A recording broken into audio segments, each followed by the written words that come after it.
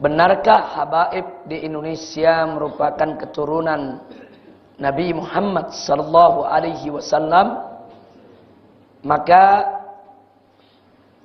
kita perkenalkan dulu, yaitu syajaratun nasab, yaitu silsilah daripada nasab, bagaimana bersambungnya para habaib di Indonesia ke Nabi kita Sayyiduna Muhammad sallallahu alaihi wasallam. Jadi kita lihat paling atas, Nabi alaihi salatu wassalam wafat tahun 11 Hijriah. Dan beliau punya putri, tanda panah ke bawah, Sayyidah Fatimah Zahra, juga wafat tahun 11 Hijriah. Sayyidah Fatimah punya anak Al-Husain yang dijuluki As-Sibt. As-Sibt itu artinya cucu laki-laki dari anak perempuan, Sibtun Nabi. Kalau cucu laki-laki dari anak lelaki disebut Hafid. Jadi Al-Husain As-Sibt wafat tahun 61 Hijriah. Selanjutnya Sayyidina Husain punya anak, yaitu Imam Ali Zainul Abidin. Ini yang ibunya orang Persia. Dan beliau wafat tahun 94 Hijriah. Selanjutnya Ali Zainul Abidin punya anak Muhammadul Baqir. Imam Muhammad Al-Baqir ini wafat tahun 118 Hijriah. Sedangkan Muhammad Al-Baqir punya anak namanya Al-Imam Ja'far As-Sadiq yang wafat tahun 148 Hijriah. Nah, Imam Ja'far As-Sadiq punya anak cukup banyak. Salah satunya adalah Al-Imam Ali Al-Uraidhi. Ini saudara daripada Imam Musa Al-Kazim. Nah, Al-Imam Ali Al-Uraidhi wafat tahun 215 Hijriah. Ini makamnya ada di Madinah. Nah, kemudian Imam Ali Uraidhi punya anak Muhammad An-Nagib. Nah, dijuluki An-Nagib. Ini Nagibul Ashraf. Ini wafat juga sekitar tahun 200-an setelah ayahnya Imam Ali Uraidhi. Itu 200-an 50-an ke atas. Sementara Imam Muhammad An-Nagib punya anak bernama Isa Ar-Rumi. Nah, ini wafat tahun 300-an. Kemudian Isa Ar-Rumi inilah punya anak bernama Imam Ahmad Al-Muhajir yang wafat tahun 345 Hijriah. Jadi Imam Ahmad Al-Muhajir inilah yang hijrah ke Hadramaut. Yang hijrah ke Hadramaut. Sementara ayahnya Isa Ar-Rumi dan kakeknya Muhammadun Nagib itu Nagibul Ashraf fil Iraq. Mereka menjadi pemimpinnya kaum Ashraf, kaum Sadat di Irak ketika hidupnya. Jadi namanya masyhur sekali. Nah, kemudian Imam Ahmad Al-Muhajir punya anak bernama Ubaidillah yang wafat tahun 383 Hijriah. Nah, Ubaidillah inilah yang memiliki anak bernama Alwi. Jadi sebutan Ba'alwi itu dinisbahkan kepada beliau ini. Alwi Jad Ba'alwi. Ini wafat sekitar tahun 400-an. Nah, kemudian Alwi Jad Ba'alwi ini yaitu punya lagi anak bernama Muhammad yang wafat tahun 446 Hijriah. Muhammad punya anak lagi Alwi, diambil dari nama datuknya yang wafat tahun 512. Alwi punya anak Ali Khalid Gassam yang wafat tahun 527 Hijriah. Kemudian Ali Khalid Gassam ini punya anak bernama Muhammad Shahib Mirbat. Nah, Muhammad Shahib Mirbat inilah yang keturunannya yaitu banyak menyebar kemana-mana faraknya, cabangnya. Nah, di mana? Pertama, cabang dari Muhammad Shahib Mirbat adalah Al-Imam Ali Walidul Faqih. ayah daripada Al-Faqih Al-Muqaddam Muhammad bin Ali. Beliau ini Ali Walidul Faqih, ini wafat tahun 590 Hijriah. Nah, sementara putranya Muhammad Al-Faqih Al-Muqaddam ini sangat masyhur sekali, yang wafat tahun 653. Dari beliau ini muncul tidak kurang dari 75 leluhur Ba'alwi. 75 leluhur Ba'alwi. Nah, di situ ada seperti Al-Attas, kemudian seperti bin Syekh Abu Bakar, seperti bin Syahab, itu masuknya dari sana. Nah, sedangkan yang kedua, Al-Imam Alwi Ammul Faqih. Nah, ini disebut Ammul Faqih karena beliau ini paman daripada Al-Faqih Al-Muqaddam. Beliau wafat tahun 613 Hijriah. Beliau juga leluhur Ba'alwi. Nah, leluhur Ba'alwi dari jalur Ammul Faqih. Nah, di sini ada 15 leluhur Ba'alwi yang ada di Indonesia yang ma'ruf dari kelompok ini. Di antaranya adalah Bafaraj. Di antaranya adalah Bafaraj. Dan Wali Songo juga dari sini. Nah, jadi kita bisa lihat di sini, ini nasab Al-Ba'alwi. Pertanyaannya, bagaimana membuktikan nasab ini benar? Dari mana kita bisa tahu bahwa Ali Zainal Abidin itu benar putra Sayyidina Husain, selamat dari padang Karbala, tidak terbantai? Muhammad Baqir itu betul anak Ali Zainal Abidin, Ja'far Shadiq itu betul anak Muhammad Al-Baqir, Ali Uraidi ini betul anak Ja'far As-Shadiq. Bagaimana cara pembuktiannya? Kemudian Ahmad Muhajir itu betul keturunan mereka. Nah, karena ada sejumlah tulisan saat ini yang mengatakan Ahmad Muhajir ini bukan turunan Siti Fatimah. Ini seorang perantau dari Irak yang ke Hadramut, terus ngaku-ngaku sebagai keturunan Nabi. Andai kata Imam Ahmad Al-Muhajir ini bukan keturunan Nabi, maka seluruh habaib di Indonesia bukan keturunan Nabi. Kenapa? Karena ini pongkolnya para habaib yang ada di Indonesia. Nah, jadi ini mesti ada pembuktian satu persatu. Oleh karenanya, di dalam mengkaji ini ada 9 persoalan yang harus kita bahas. Pertama, tentang fitnah abtar. Jadi yang jadi persoalan, apa betul Nabi itu abtar? Abtar itu artinya terputus dari keturunan. Itu mesti kita jawab secara ilmiah dengan dalil, baik ayat Al-Quran maupun hadis Nabi. Kemudian yang kedua, andai kata sudah kita jawab nomor 1, bahwa Nabi tidak abtar, bahwa Nabi punya keturunan, muncul lagi persoalan yang kedua. Keturunan dari siapa yang menurunkan zuriyah Nabi? Kenapa harus dari Fatimah? Bagaimana dengan Zainab? Bagaimana dengan Ummu Kulthum? Bagaimana dengan Ruqayyah? Kenapa mesti Fatimah? Apa mereka yang lain bukan putri Nabi? Apakah Fatimah saja yang putri Nabi? Lagi pula kenapa harus dari Fatimah? Fatimah kan anak perempuan. Yang namanya keturunan harus dari anak lelaki. Nah, ini harus kita jawab. Juga harus dengan dalil. Bukan dengan emosi dan hawa nafsu. Kemudian yang ketiga, tentang keturunan Sayyidina Hasan dan Husain. Nah, ada yang menuduh keturunan mereka sudah habis. Ketika terjadi pembantaian di padang Karbala, semua keturunan Sayyidina Hasan Husain yang ikut di sana dibantai kok oleh para tentara, yaitu pemerintah ketika itu. Lalu dari mana Sayyidina Hasan, Sayyidina Husain ini punya keturunan? Buktikan secara ilmiah kalau ada keturunan Sayyidina Hasan dan Sayyidina Husain yang tidak terbantai di padang Karbala. Dan siapa saksinya kalau mereka tidak terbantai di padang Karbala? Nah, kemudian yang keempat, setelah itu diketahui dalam sejarah bahwa yang menurunkan daripada keturunan Sayyidina Husain di antaranya adalah Al-Imam Muhammad Al-Baqir. Saya ambil dari keturunan Sayyidina Husain karena kita ingin bicara habaib yang ada di Indonesia.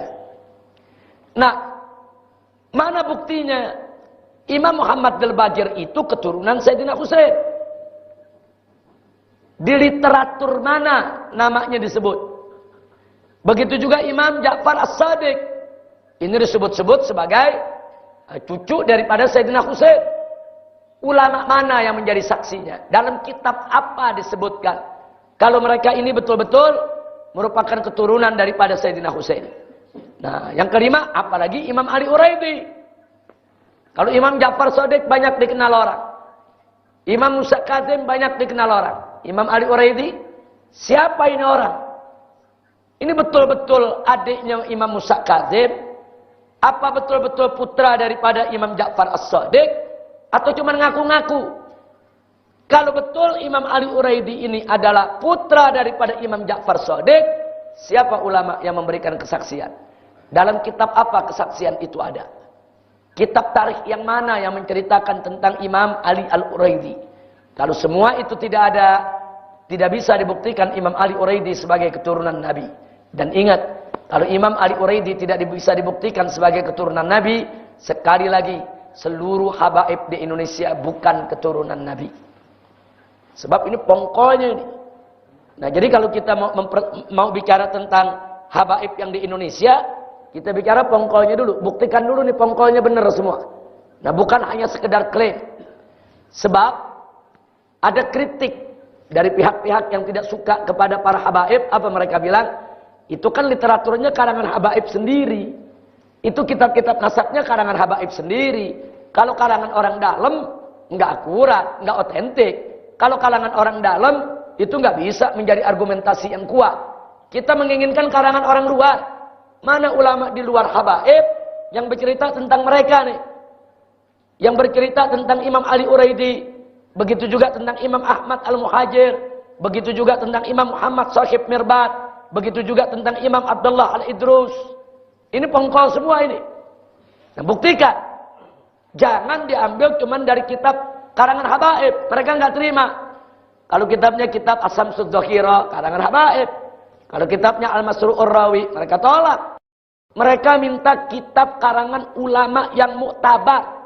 Yang diakui oleh seluruh para ahli nasab di dunia. Dan bukan dari kalangan habaib.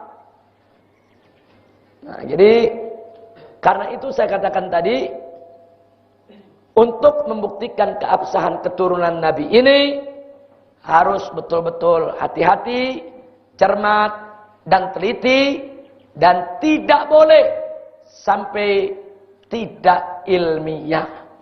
Nah, kita akan jawab satu persatu dari 1 sampai 9. Kita mulai dari yang pertama, fitnah abtar. Saudara, di dalam tafsir-tafsir klasik diceritakan bahwa seorang kafir yang bernama Al-As ibn Wa'il menghina Nabi alaihi salatu wassalam dengan sebutan abtar. Kenapa Nabi dihina dengan sebutan abtar? Sebab ketiga putra Nabi, itu pertama Qasim, kemudian Abdullah. Abdullah ini namanya juga Tayyib atau Tahir. Dan yang ketiga adalah Ibrahim. Semuanya wafat ketika masih kecil. Sehingga Nabi tidak punya penerus keturunan. Karena anak laki-lakinya meninggal semua. Yang ada anak-anak perempuan. Ada Zainab, ada Ummu Kulsum, ada Ruqayyah, ada Fatimah. Nah, sementara anak-anak lelaki Qasim, Abdullah, Ibrahim itu meninggal ketika kecil. Nah, karena Nabi tidak punya penerus keturunan, di tengah bangsa Arab, kalau orang tidak punya penerus keturunan, itu disebut abtar. Artinya terputus dari keturunan. Akhirnya si kafir ini, Al-As bin Wa'il, menghina Nabi. Di mana-mana beliau menyatakan Muhammad abtar, Muhammad abtar. Muhammad itu nggak layak jadi pemimpin manusia. Muhammad itu nggak layak jadi nabi. Muhammad itu abtar, nggak punya keturunan. Dia hina. Dan dia begitu bangga. Al-As ibn Wa'il, karena punya anak laki banyak. Karena punya keturunan banyak. Dia hina kita punya Nabi alaihi salatu wassalam. Nah, kemudian, saudara, begitu terjadi penghinaan ini, saudara, di mana Nabi diperolok-olok, saat itulah Allah memberikan berita gembira kepada Nabi. dengan turunnya surat Al-Kautsar. Allah menyatakan kepada Nabi alaihi salatu wassalam, "Inna a'tainakal kautsar." Sesungguhnya kami berikan kepada engkau ya Muhammad Al-Kautsar. Al-Imam Fakhrul Razi di dalam kitab tafsirnya menyebutkan ada 15 tafsir untuk Al-Kautsar. Satu, Al-Kautsar itu nama nahrun fil jannah, nama sungai di sorga. Kemudian Haud, yaitu Al-Kautsar itu adalah nama taman di sorga yang mengalir sungai di bawahnya. Yang ketiga, auladun Nabi, yaitu anak cucu Nabi alaihi salatu wassalam. Yang keempat, ulamaul ummah. Yang kelima, an-nubuwah, dan seterusnya. Ada 15 tafsir untuk Al-Kautsar. Nah, jadi kalau kita mau teruskan, yang keenam Al-Kautsar disebut Al-Quran. Yang ketujuh Al-Islam. Yang kedelapan Al-Atba wal Asya, yaitu pengikut. Kemudian yang kesembilan Al-Fadail, yaitu keutamaan-keutamaan. Kemudian yang ke-10 Rif'atul Zikir, yaitu penyebutan Nabi itu ditinggikan oleh Allah Subhanahu wa taala. Kemudian yang ke-11 Al-Ilm, ilmu. Yang ke-12 Al-Khuluqul Hasan, akhlak yang baik. Yang ke-13 As-Safa'ah, yaitu syafaat Nabi. Yang ke-14 Suratul Kautsar itu sendiri. Dan yang ke-15 adalah Jami' ni'amillah. Semua nikmat yang Allah anugerahkan, karuniakan kepada Nabi kita Muhammad sallallahu alaihi wasallam. Jadi ada 15 tafsir untuk Al-Kautsar. Cuma yang menarik, dari seluruh 15 tafsir ini, yang berkaitan erat dengan sababun nuzulnya yang mana? Auladun Nabi. Karena berkaitan erat dengan sababun nuzul. Kalau mau diartikan dengan arti yang terakhir, Jami' ni'amillah, silakan saja. Berarti auladun Nabi masuk di dalamnya. Tapi kalau dikaitkan dengan sababun nuzul, maka tidak ada seorang ulama tafsir pun yang menolak bahwa Al-Kautsar mencakup auladun Nabi, anak dan keturunan Nabi. Jadi di sini ada janji dari Allah, kami akan berikan ke Al-Kautsar keturunan yang tidak putus, keturunan yang banyak. Fasholli li rabbika wanhar, karena itu salatlah untuk Tuhanmu dan berkorban. Inna syani'aka huwal abtar, sesungguhnya yang membencimu itu As bin Wa'il dan kelompoknya. Yang benci Nabi, menghina Nabi, mengatakan Nabi abtar, sesungguhnya huwal abtar, dialah yang terputus daripada keturunannya. Nah, jadi kita lihat di sini saudara. Jadi ayat ini menjadi jaminan Allah kalau Nabi pasti punya keturunan. Enggak ada perbedaan pendapat di antara ulama Ahlus Sunnah wal Jamaah, saudara. Semua ulama Ahlus Sunnah, walaupun berbeda-beda di dalam memaknai Al-Kautsar, tapi mereka sepakat bahwa surat Al-Kautsar adalah jaminan Allah kepada Nabi bahwa keturunan Nabi tidak terputus. Nah, sekarang baik. Saudara, kalau keturunan Nabi tidak terputus, berarti keturunan Nabi datangnya dari mana? Dari Ibrahim, meninggal ketika kecil. Dari Al-Qasim, meninggal ketika kecil. Kemudian dari siapa lagi satu? Abdullah, meninggal juga ketika kecil. Oh, dari putri Nabi yang 4. Ternyata Zainab, Ruqayyah, Ummu Kulsum, saudara inqarat. Mereka punya keturunan, bukan tidak. Ada anaknya, ada cucunya, tapi inqarat. Nah, nggak ada lagi keturunan. Ada yang sampai anak, kemudian nggak punya keturunan lagi. Ada yang sampai cucu, kemudian tidak ada keturunan lagi.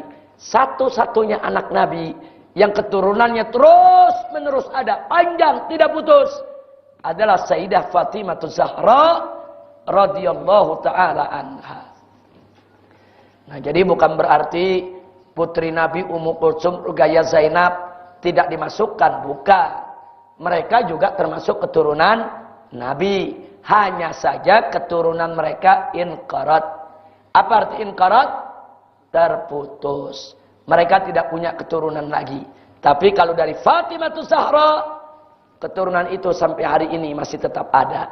Inilah jaminan yang datang dari Allah Subhanahu wa taala. Pertanyaan saya, kalau Allah jamin turunan Nabi tidak terputus, berarti itu mungkin benar atau pasti benar? Mungkin benar atau mutlak benar? Mutlak benar, saudara. Allah punya jaminan. Siapa bilang turunan Nabi akan terputus? Jadi kalau zaman sekarang ada yang bilang Muhammad Attar, Muhammad nggak punya keturunan, saudara, hati-hati.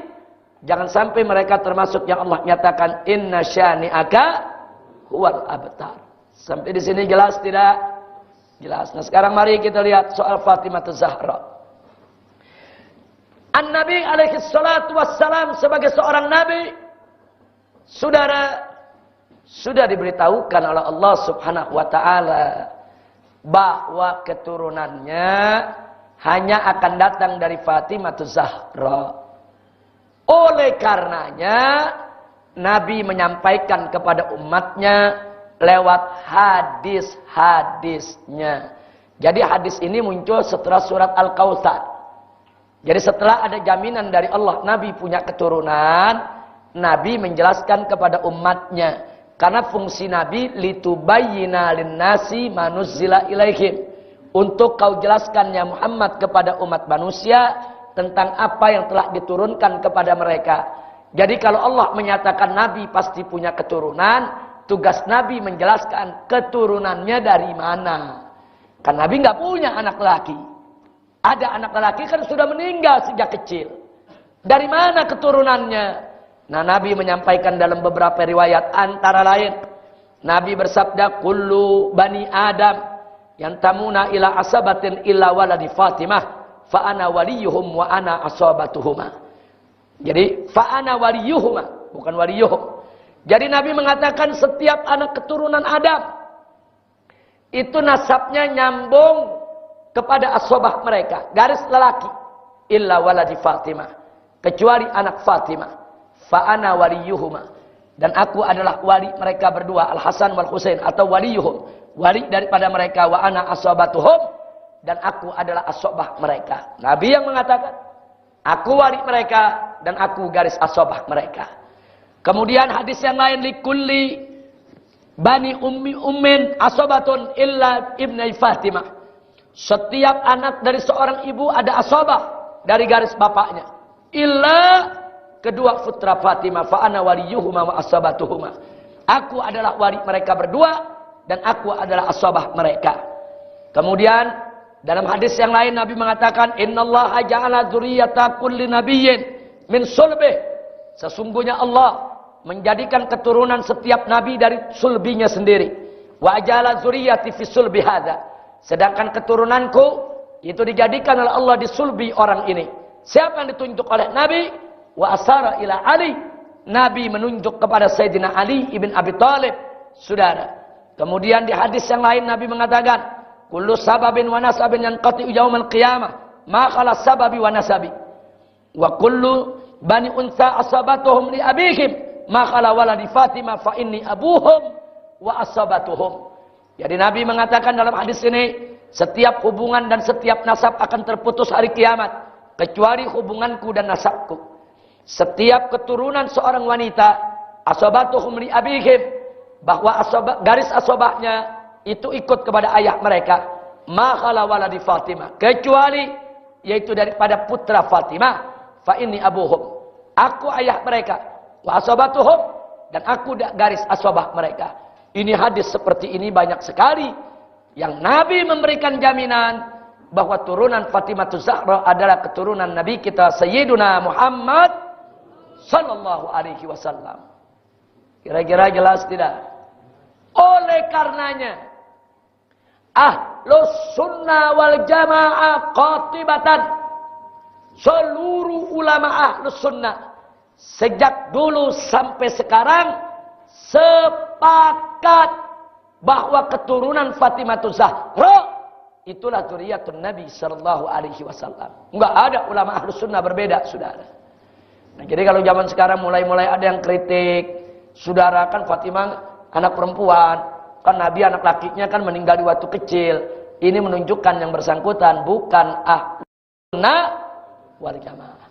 Karena tidak ada Ahlus Sunnah wal Jamaah yang menolak ini. Sepakat semua Ahlus Sunnah dari ulama kalangan manapun, baik yang habaib maupun yang non habaib, saudara, tidak ada perbedaan bahwa mereka sepakat keturunan Fatimah adalah keturunan Nabi alaihi salatu wassalam. Bahkan mari kita lihat Sayyidina Umar. Diceritakan qala Umar ibn Khattab radhiyallahu taala anhu, lama tazawwaja Kulthum ibnatu Fatimah. Tatkala Sayyidina Umar yaitu kawin dengan Kulthum putrinya Fatimah. Apa beliau katakan kepada para sahabat? Ala tuhannuni, apakah kau tidak memberikan tahniah kepadaku? Artinya kenapa kalian tidak berikan ucapan selamat kepadaku? Tahukah kalian, sami'tu Rasulullah sallallahu alaihi wasallam yaqul, aku mendengar sendiri bahwa Nabi bersabda, yanqati'u yaumal qiyamah kullu sababin wa nasabin illa sababi wa nasabi. Putus semua hubungan dan nasab di hari kiamat kecuali hubunganku dan nasabku. Jadi Sayyidina Umar mengatakan kepada para sahabat, sudah sepatutnya kalian memberikan selamat kepadaku. Aku mengawini putri Fatimah. Aku menjalin hubungan yang tidak akan pernah putus sampai hari kiamat, sebagaimana disabdakan oleh Nabi. Jadi artinya di sini, saudara, kita lihat bahwa Sayyidina Umar ibn Khattab di hadapan para sahabat mengakui bahwa anak Fatimah adalah keturunan Nabi kita Muhammad sallallahu alaihi wasallam. Nah, makanya para sahabat Nabi, tabi'in, sampai semua ulama Ahlus Sunnah tidak berbeda pendapat bahwa keturunan Fatimah Zahra radhiyallahu taala anha adalah keturunan Nabi kita Sayyiduna Muhammad sallallahu alaihi wasallam. Sampai di sini jelas?